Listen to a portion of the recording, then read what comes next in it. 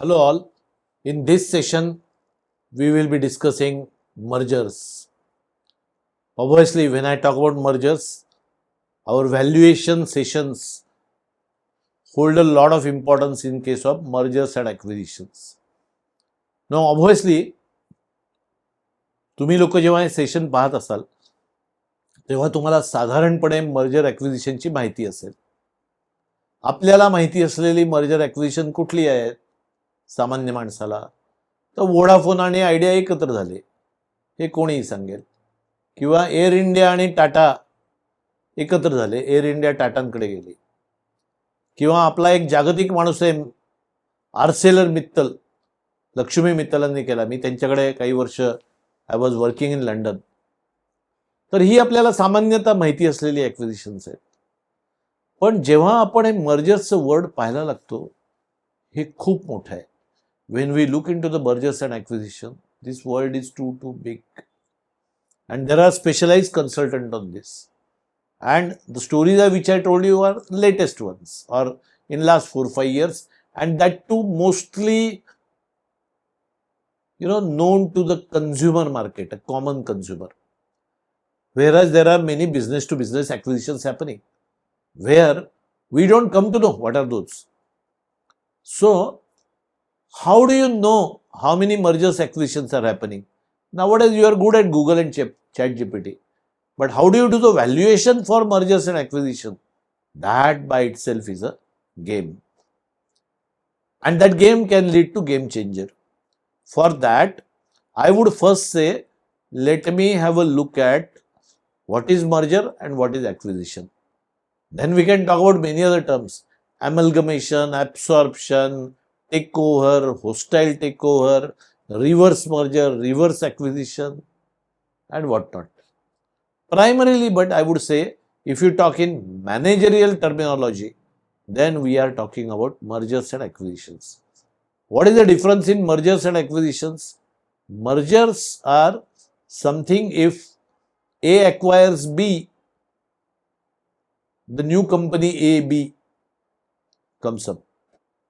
And A and B individual companies do not remain, and AB becomes a big company. Now in reality, never a merger happens, to be frank, because two equal partners like Voda Idea coming together is not an easy job. It's a rare case.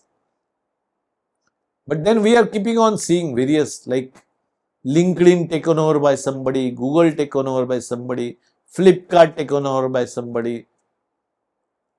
Now these mergers, when they happen, there is a big exercise, big negotiation, big background, big researches, big study of the valuations is being done, and everything once again boils down to valuation.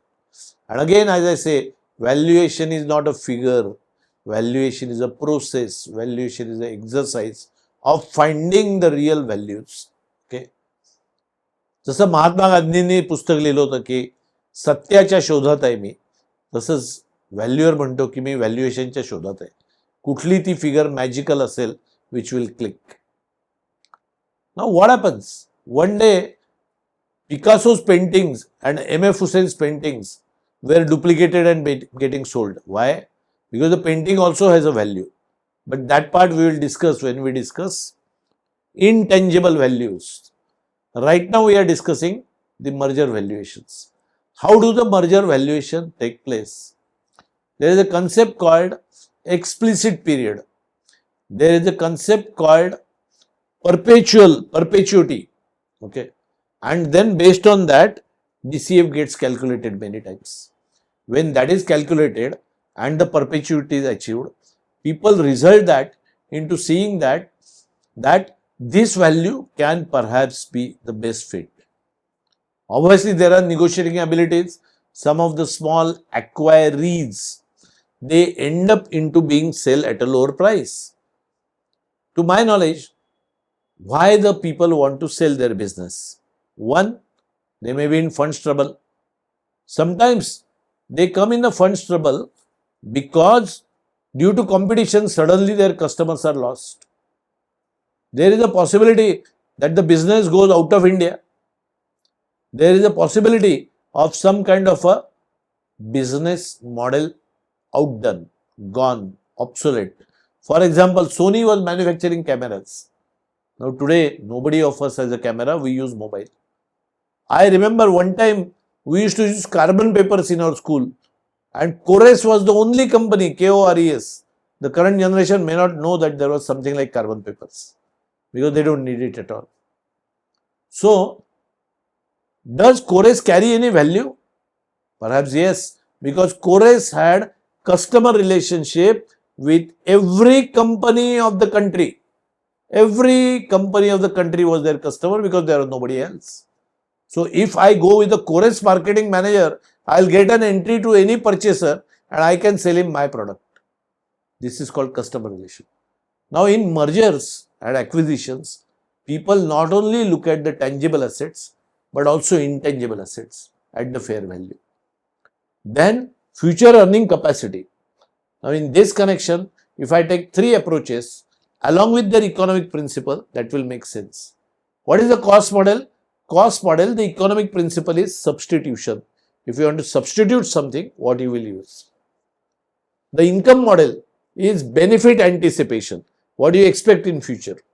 And market model is nothing but what is the equilibrium, that is demand supply, where they are fitting. So market, income, cost models have three different economic principles behind it, and you have to choose the most relevant model.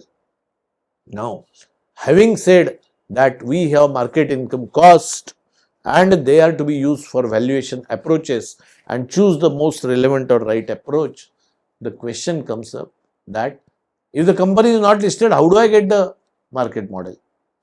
If the company's future is not well known, how do I get an income model?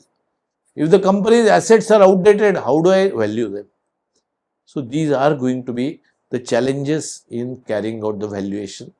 Now for mergers and acquisition, one more factor comes into the picture, that is how can they complement each other's resources and thereby end up into having 1 plus 1 is equal to 11.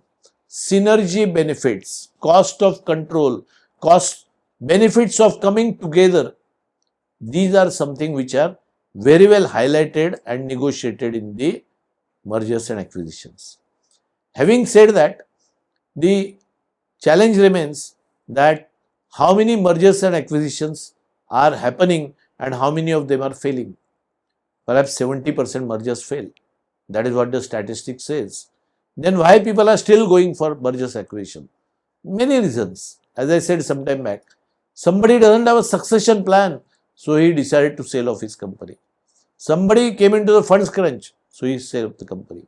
Third company we saw, they decided to sell because they had no funding limits, especially non-funding limits. They had to give bank guarantees to the government tenders, there was no limit left. Another thing is that they have to compete with the global things. Then you have to come up with something else by merging. Then the situation of merger also arises when the business model of somebody is not going further and the only way for him is to get absorbed somewhere. So then we discuss merger. Now let us discuss acquisition. Acquisition may, if P Limited acquires R Limited, R is small, P is big, and then P acquires R, both P and R continue, but they create P's balance sheet, R's balance sheet and a combined balance sheet, which is called consolidated balance sheet, a big work for accountants as well. Having said that, now we are seeing the merging is happening because of the increasing the strengths. So for example, EV models, now people are tying up with the R&D efforts. So a mini model of merger acquisition could be a joint venture. The joint ventures running is also a part of the valuation, because if you create a business model to bring the strengths of the two partners together, then certainly if not merger, at least a joint venture can happen for a short-term purpose, and the valuations of those can be fairly a different working model. With this, we conclude merger and acquisition. I would only make the last reference to what is reverse merger. Reverse merger on which I have published an article, currently can happen because of 4 reasons. One, the acquirer acquires acquiree, but on paper it looks like acquiree is acquiring acquirer. Why this happens? Because one is holding and subsidiary. Originally there was HDFC giving housing loan. One day they started subsidiary of HDFC Bank, which grew so much that the subsidiary acquired parent. Okay, so that is the reverse merger. Second possibility, there is a partnership firm who want to become a company. Now, partnership firm is big. They buy a shell company, but on paper it comes like the shell company acquires the partnership firm. So therefore, it's a reverse merger or reverse acquisition. Similar things happen in case of a brand to be carried. If the brand is not transferable, but another company wants to buy you, then they will show you reverse acquisition. So 3 or 4 reasons. The tax related carry forward acquisition used to be a common thing in 1980s. Now that is gone because of the change in income tax section 72. So remember, when you do a mergers and acquisition related valuation, you have to arrive at what is known as a swap ratio, and swap ratio obviously depends on negotiation. Negotiation obviously depends on the basic valuations. The basic valuations of course make it a 1-1 story if there are synergy benefits. With this, I conclude my session on mergers acquisitions.